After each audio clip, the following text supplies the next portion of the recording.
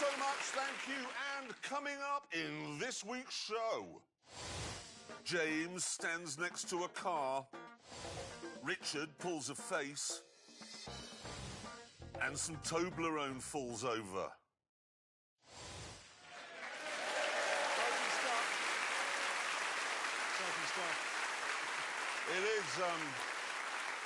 It is an action-packed show, but we start with Lancia. I've said many times that over the last 100 years, no one has made more truly exciting cars. There was the Integrale and the Stratos and the Fulvia and the 037. The list goes on, and yet all they make today is a steaming pile of ordure called the Ypsilon. Look at it. I would rather have a maggot-infested wound than drive one of those. Honestly, it makes me sad that they've been reduced to making that, and it turns out I'm not the only one.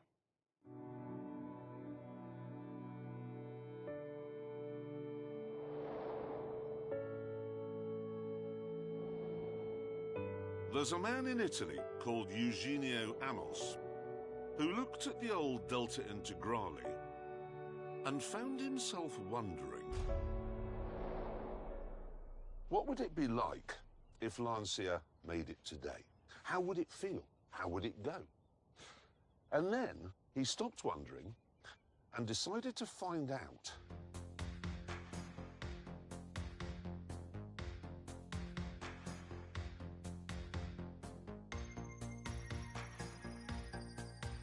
This is what he came up with.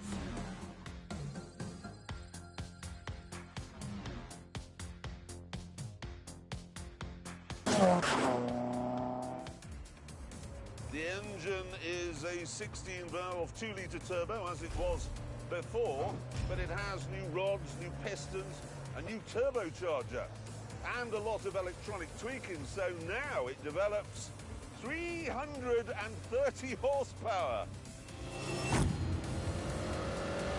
Go. I love this car precisely because it isn't an Audi. And I love it because someone cared enough to make it. And I love it most of all because it's giving me my youth back. It is a bloody brilliant car, this.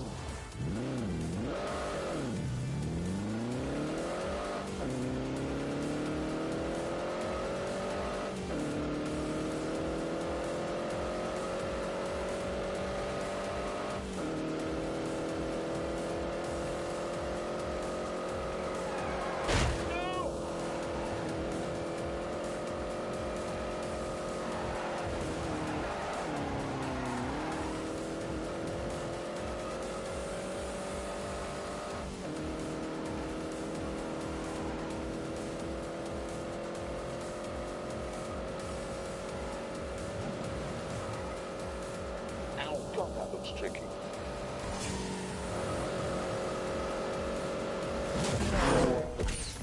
That's 140 more than you got in the old car. And there's more good news. Most of the body panels and suspension components are now made from either aluminium or carbon fibre. And there are two advantages to that.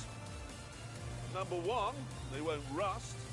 And number two, they're light. And because of all this work, this car is pretty quick. There's a fair bit of period turbo lag, as you can hear. But when it gets on song, bloody hell! Good.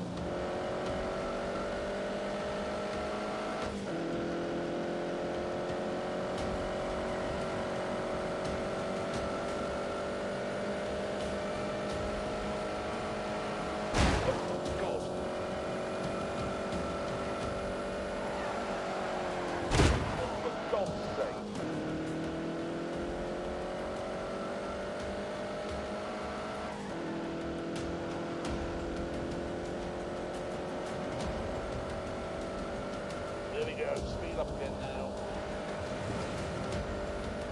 Go, go, go.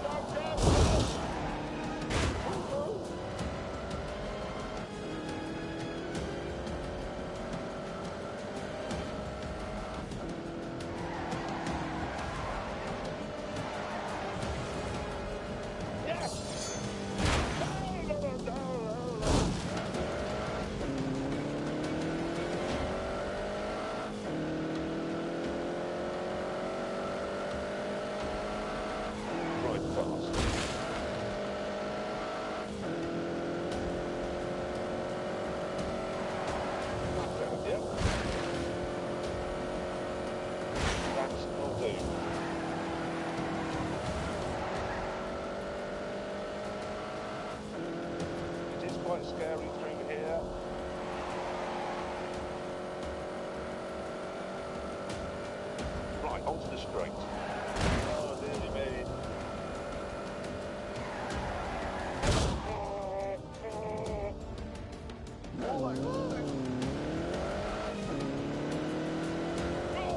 Keep your foot in it, man.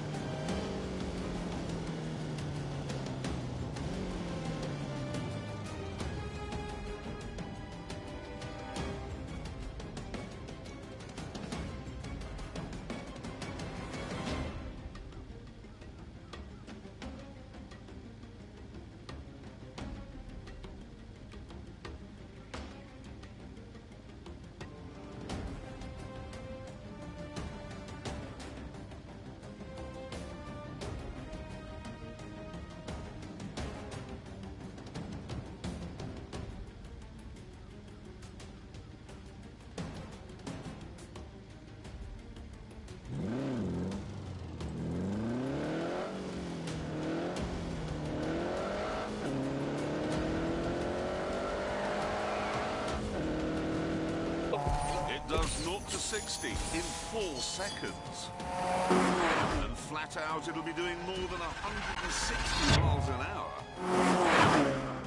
The best thing, though, is that all the understeer you got in the original car has been replaced with an extraordinary amount of grip and neutrality. You have got to love the Italians, haven't you? I mean, Eugenio said a lot of the stuff in here wasn't working because if it was working, then it would be an Audi. There is, however, one problem. It costs £250,000.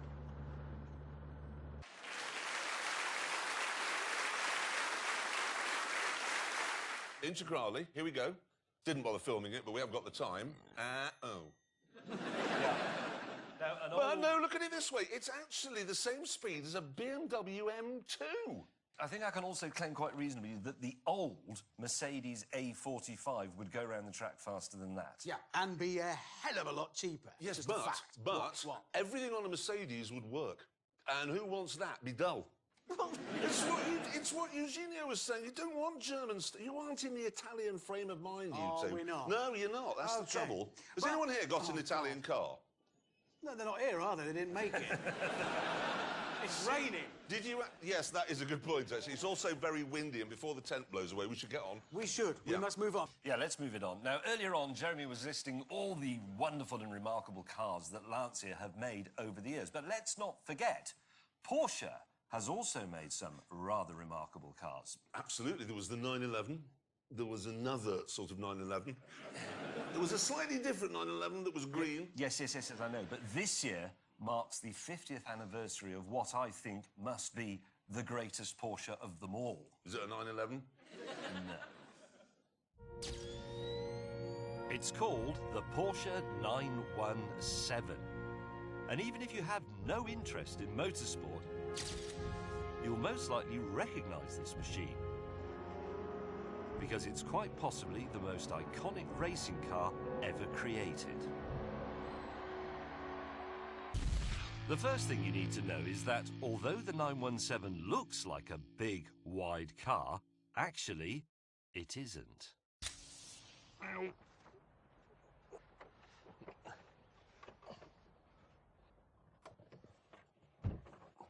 I'm in. God, it's tiny.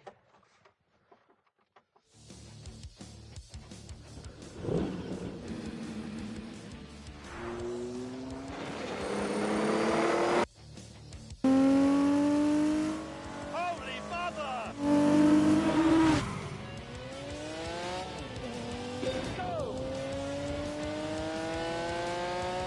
Porsche is the most successful car maker ever to race at Le Mans. They have 19 victories to their name. But this is the car that started it all. This is the car that gave them that all-important first win. Get faster.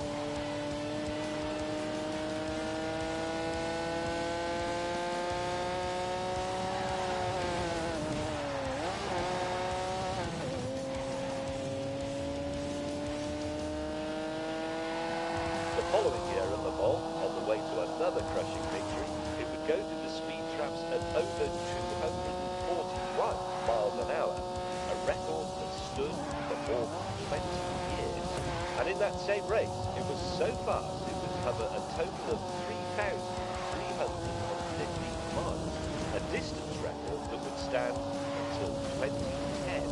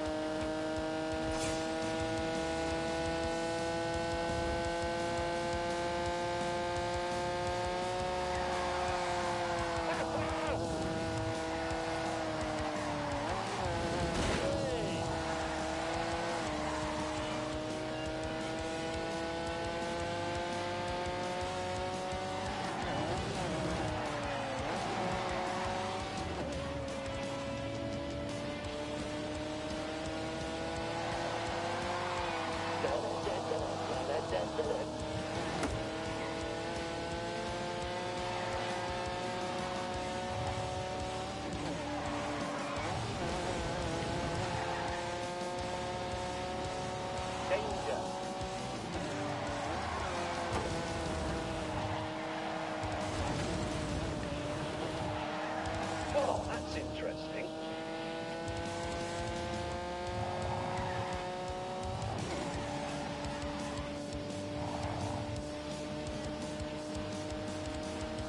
Go. I have been clever.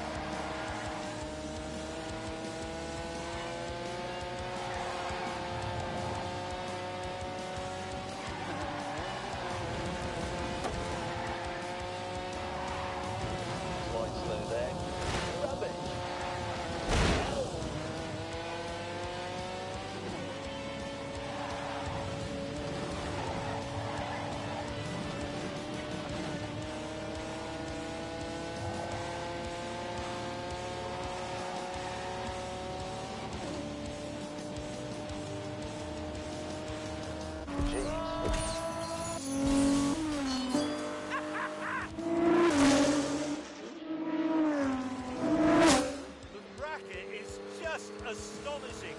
Imagine this for a 24-hour race. Even though it's a 50-year-old car, the 917 is fast by the standards of any decade. 0 to 60, 2.7 seconds. Top speed, 224 miles an hour. Away.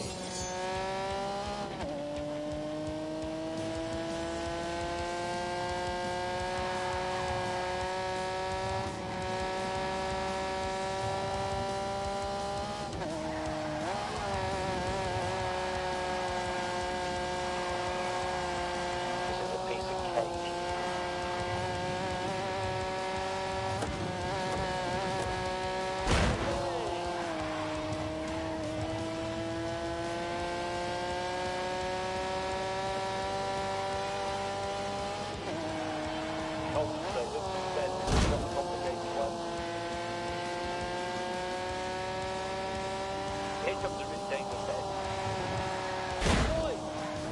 Oh no!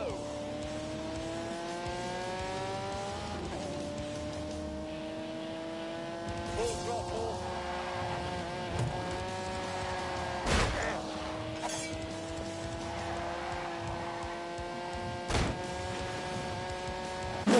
And it was built without compromise, using the absolute bare minimum of materials. So, for example, this bodywork, which is very close to my head, it's fiberglass, 1.2 millimeters thick. That's it. Now, in front of me, I have a big rev counter, an oil temperature gauge, and an oil pressure gauge. That's all the information you get. If those are reading correctly, that means the engine isn't going to blow up, and that means you can pin it. Go!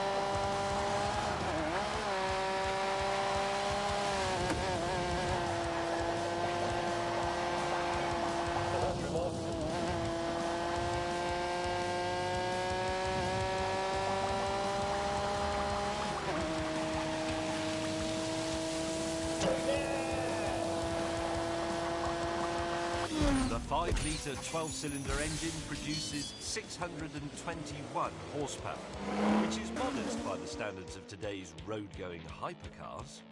But this thing weighs just 800 kilograms. As a result, the power to weight is off the scale! Bloody hell, this is special. What's more amazing than that, actually, is that this car exists at all, because its gestation was, let's say, it was quite difficult. The story of its birth starts in 1968, when the governing body for sports car racing, alarmed that the top-end unregulated prototype cars were becoming too fast, too expensive and too dangerous, decreed that such machines should have engines no larger than 3 litres. However, the governing body also said that if you could build 25 road-going versions of your racing car, that engine limit would be raised to 5 litres, although secretly they knew that no small sports car manufacturer could actually afford to do that. They didn't think there'd be any takers. The ragtag Porsche team just made the deadline, and the motorsport inspectors gave the road cars the sign-off, presumably not inspected them too closely, or they would have noticed that most of them had truck axles. Pierre hoped for a big win at the 1969 Le Mans race, but it was a disaster. One of the privately entered cars crashed on lap 1, killing its driver. The others broke down as the race wore on, until just one remained, driven by this man, British driver Dickie Atwood. Difficult would be, putting it mildly. Life-threatening could be another one. Right. It was a monster. It was made for speed, like a bullet to go through the air, but there wasn't enough pressure on the bodywork to keep it on the ground. And now, since the legend is celebrating its 50th birthday, I think it deserves a fun day out. So I thought, why don't we put Mr. Dickie Atwood back in it to stretch its legs a bit and spice things up? And whilst he's there, let's see how the old legend, I mean the car, stacks up against a modern Porsche. Specifically this Porsche, the 911 GT2 RS, the biggest gun in Porsche's current arsenal. Now, attentive viewers will have noticed that I'm not actually driving, and that's because I've decided to do this properly. We're going to have old Porsche Le Mans winning racing driver versus young Porsche Le Mans winning racing driver, because this is Neil Yarni, and he won for Porsche in 2016 in the 919. To be honest, he's also probably a bit better in this than I am. Let's go.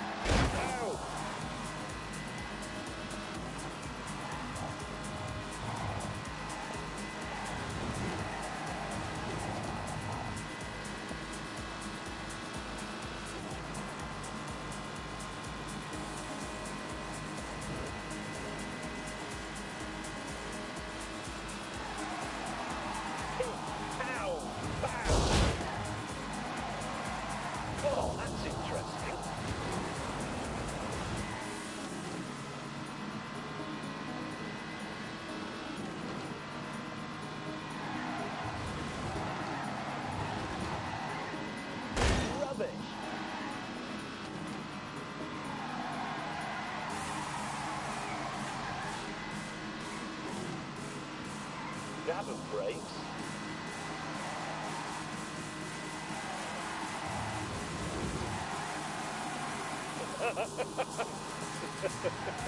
Quite slow there. This is just brilliant.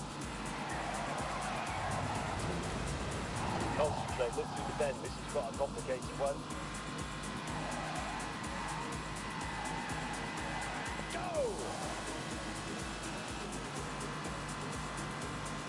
Oh, yeah.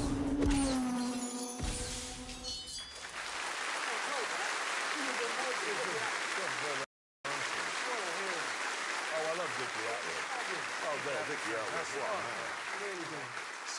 So you see, James, some old men can drive fast. Just saying. Anyway, let's move it on, shall we? Yep, let's move it on.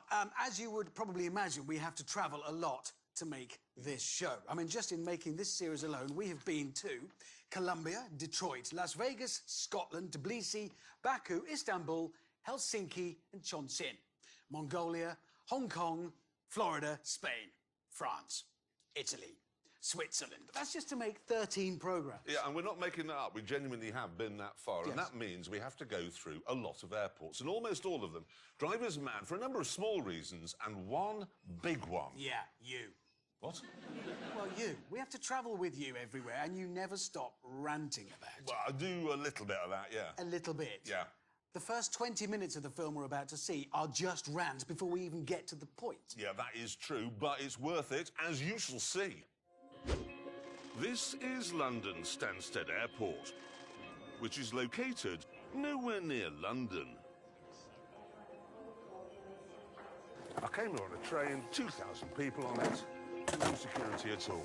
Going on an aeroplane, ooh, well, we'll do this.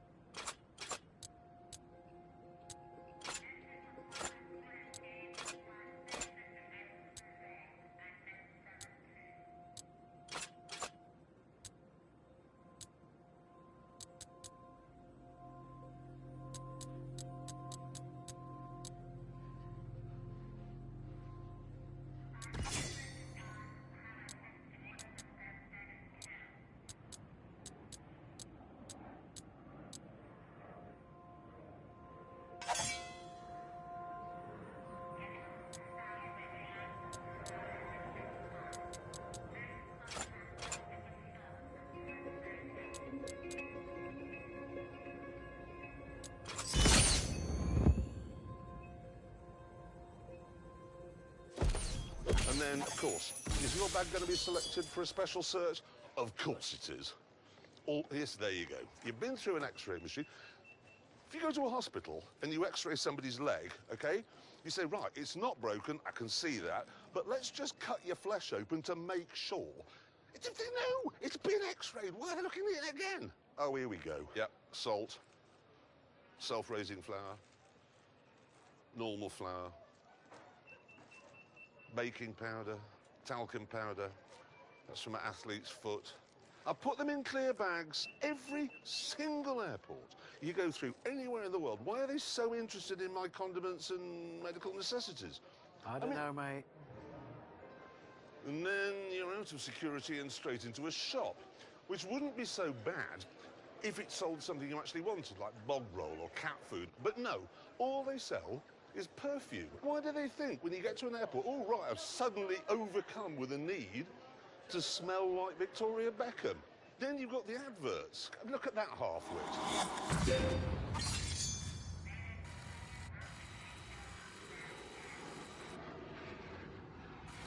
Look at it.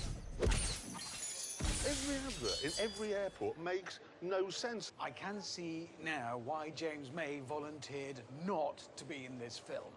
And finally, you get to the gate, which is so far from civilization, they're still using a dot matrix printer.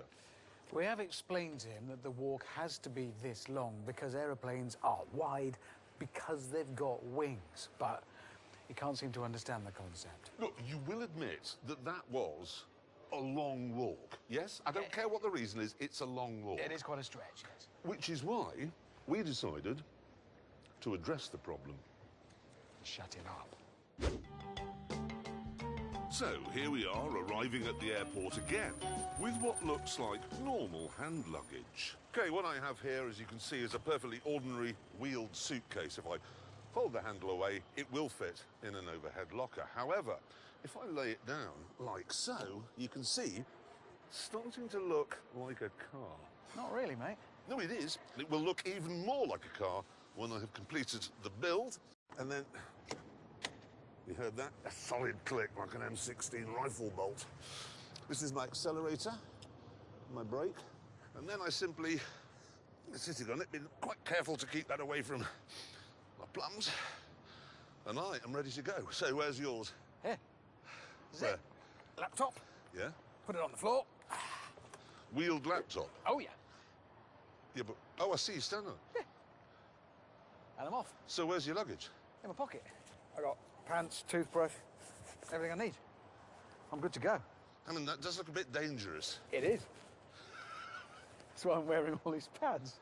Right, are we ready then to revolutionise air travel? Yeah, the worst bit of our every working day is about to get better. Let's do this. Another advantage of this, I am tall. I reckon I'm 5'11" on this. Yeah, there's been a bit of a role reversal. It's good. I'm going to be honest with you. In a matter of moments, we arrived at the check-in. Hello, this is the future.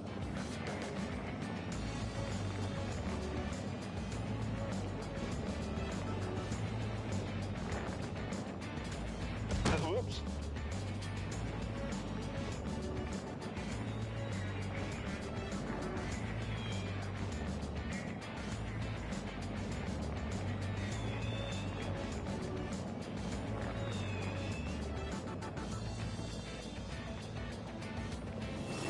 Sorry about that. Sorry. Ow. Are you checking in a bag? No, He's on it. I have it here. It's here. He's not normally that tall. Shut up. Into security. Oh, God, my foot. Sorry. Sorry. That Sorry. was my other foot. Yep, that happened. Thanks. Bet you never had a steering wheel go through customs before, have you? Ooh. Right, onwards. Go.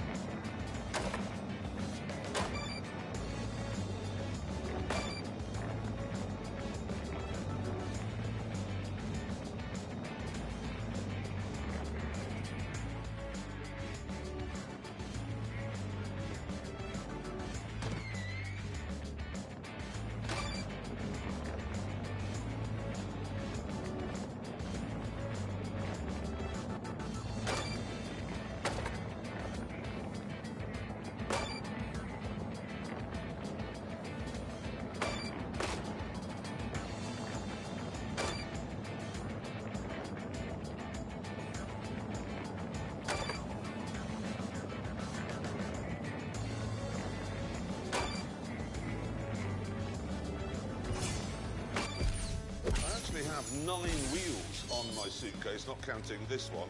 Oh, that was a bad mistake. Ah, yeah, sorry. Soon we were motoring through the duty-free shops. Oh, shit, no. Oh, Hammer's gone. Ow. I He's meant gone.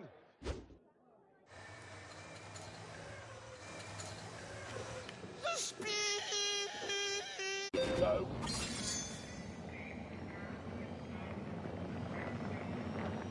Oh my God.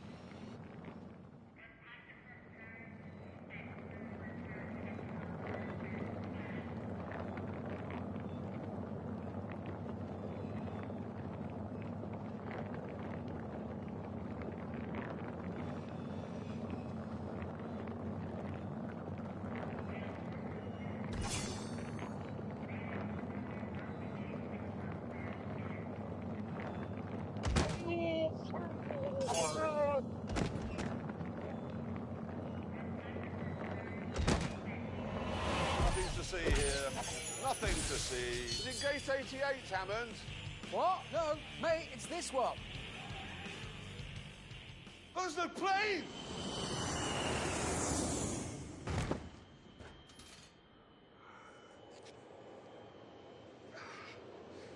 And on that terrible disappointment, back to the tent. I enjoyed that one. That was quite hurting. Right, we know how his works. I fell out of a tunnel! Yeah, and I'm not interested in that. I want to know how yours works. Is it... It was exactly the same. It was cordless drill motor and some laptop batteries. Right, and you're claiming that has a top speed of 28 miles an hour. I was doing 28 when I fell out of the tunnel. Really? Yes, Yeah. 28. I didn't believe him either, so when the airport quietened down a bit, we organised a race. Right, here's Abby on my superb suitcase. Good dog.